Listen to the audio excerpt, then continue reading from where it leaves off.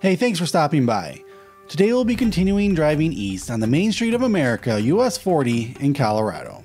But for our first time visitors, this video is part of my 9-day trip out west to Utah and Colorado. So be sure to check out some of the other videos from this trip, which includes thousands of miles of dashcam footage just like this one, and videos of my visits to all 5 amazing national parks in Utah. Well, right now we're leaving beautiful Steamboat Springs on US 40. We'll follow US 40 up into the Rocky Mountains and through the Rabbit Ear Pass and Muddy Pass on the Continental Divide.